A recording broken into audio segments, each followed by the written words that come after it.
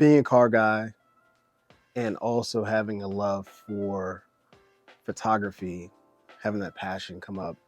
When those two passions come together, it's really tough to keep them from spiraling, out of control. Like as a car guy, you already have the passion of, blowing all your money on stuff that just makes you feel good because your car looks the way you want it, sounds the way you want it to.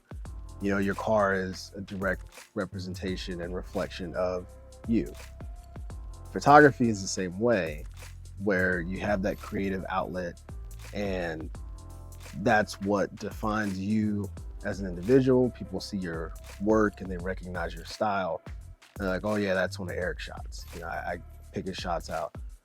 And so when you put those two things together, it's really difficult to not want to just absolutely blow it out of the water.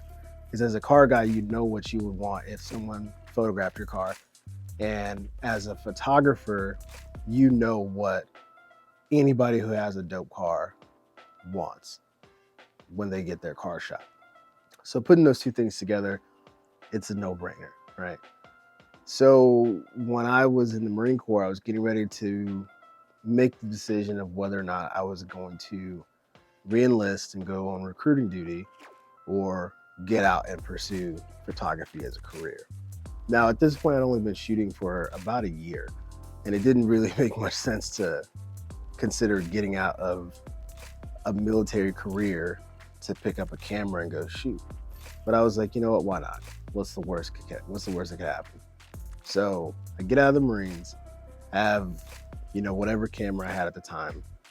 And we lived in 29 Palms, California. We moved from 29 Palms and we went to Oceanside, California. And I'd never been or lived in a place like that before. Oceanside is, North San Diego County, just amazing cars that you see out there because there's so much money in Southern California, specifically San Diego County is very affluent. And so it just made sense to pair those two things together as a job, as a career. And so I remember showing up and trying to do all this stuff. And I was going to college full-time for business administration. And SEMA comes around.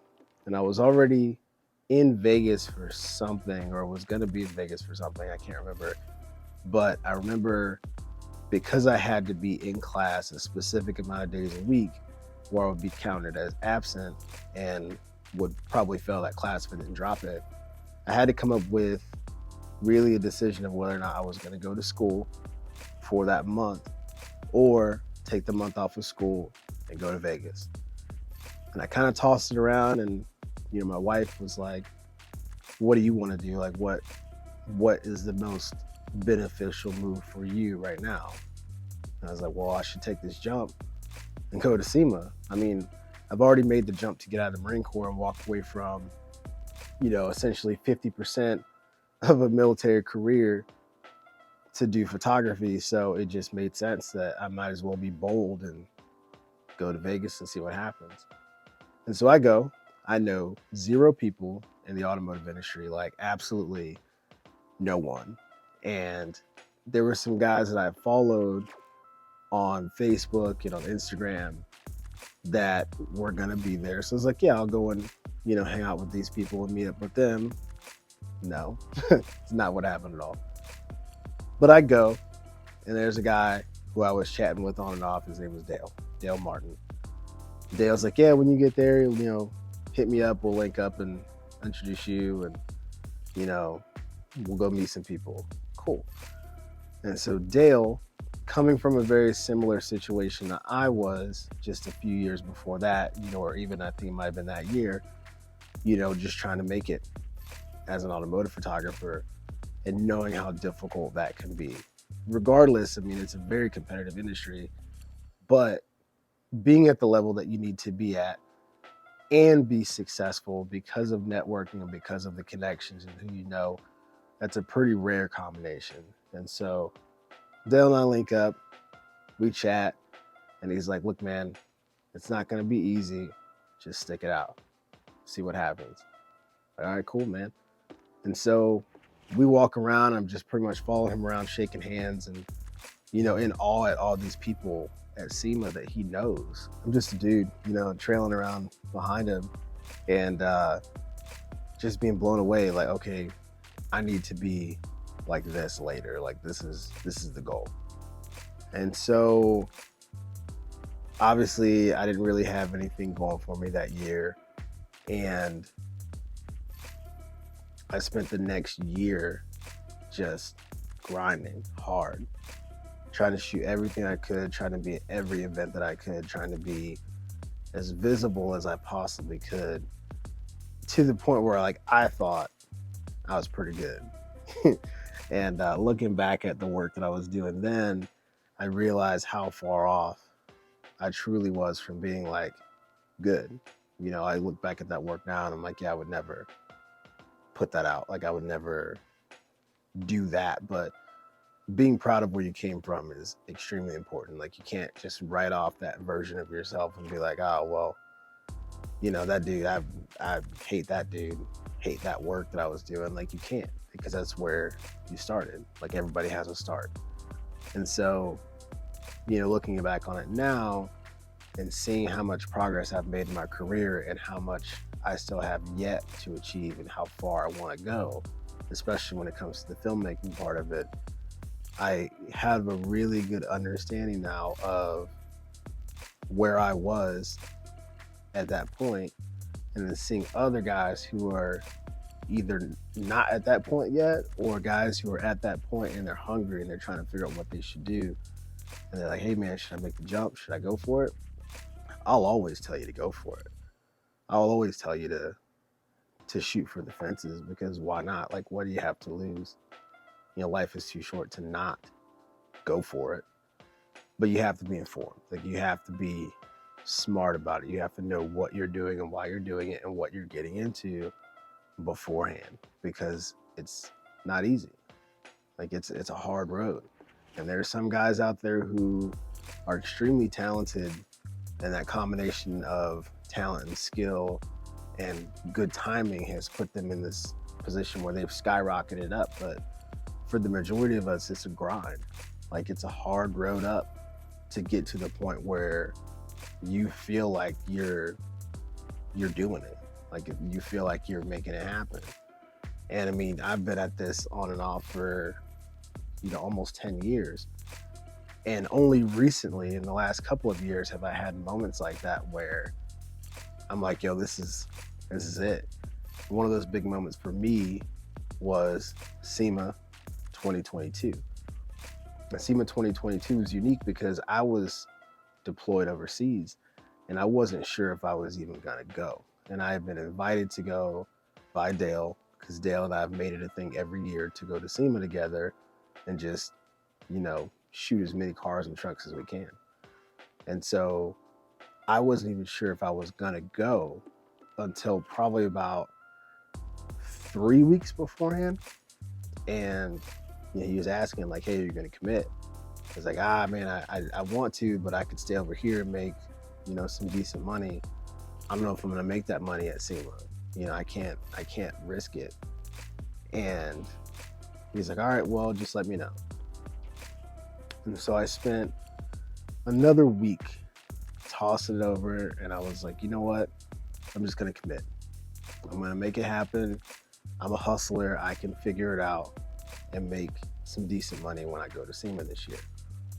And so it just so happened that there's a guy who had like 20 trucks that he needed to have shot, and he didn't have someone to do it because his other photographer was busy. He already had, you know, booked out for that day. And he's like, well, hey, let me, you know, I got a guy, you know, you've met him before, he shot for you before, use him. And he was like, all right, cool, I'll use him. And so I shot 20 trucks. Well, I shot 17 trucks, a Lamborghini, and a Banshee, a Yamaha Banshee ATV for this guy, on top of all this video work that I did for a lot of the guys that I was working with out there with Dale. And I remember getting out there, you know, we had talked, the guy and I, with the 20 vehicles, and we had everything planned out, and I was very confident going into it. And the closer I got to it, I started to get the nerves and started to feel like, okay, maybe I bit off a little more than I could chew. But it didn't really hit me until I was standing on the lake bed at 5:30 in the morning waiting for these trucks to show up, and I start seeing them roll in. There's one, there's another one, there's two on a long gooseneck trailer. Okay, now there's another four, there's another five, and all these vehicles are sitting out on this lake bed for me to shoot. And that was like, oh shit, what am I getting myself into? Like this could be bad if I don't shake it. And so I just remember seeing all these vehicles coming up and almost having this little small bit of panic that started to build up. And it's just like, hey man, chill out, just chill. This is your show. This is what you asked for. This is what you wanted. Now you got it. Don't screw it up. Don't be scared of it now. This is what you've literally been asking for. Now you have it. Don't mess it up. Do your thing. You're ready for this. You're here for a reason. You can do it. And so I thought back to, what one of my mentors used to tell me. He's like, how do you eat an elephant? I'm like, I don't know how. One bite at a time. No matter how big or insurmountable the goal is that you might have in front of you, or whatever task that you have in front of you, take it one step at a time, one bite at a time, and it'll be done. So if you're looking at it from the front and you're sitting there and you're looking at this like daunting, like, oh my God, there's so much I have to do. This is too much. Well, you can't shoot all 20 vehicles at the same time. That's not what they're asking. They're asking you to shoot 20 vehicles one at a time. So you shoot one truck, you shoot two trucks, you shoot 5 trucks, you shoot 10 trucks, and eventually you hit the point where you're not going uphill, right?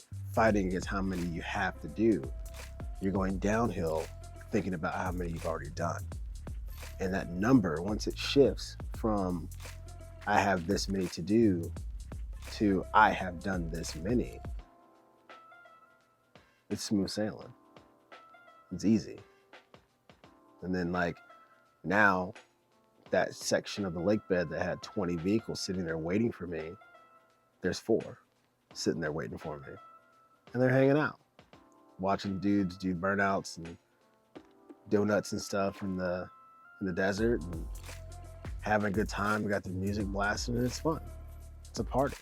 Just enjoy it. Enjoy the process. Enjoy the ride. So that's what I did. And it was all done. And I looked over at Dale and he's like, I knew you could do it. Should have never been worried.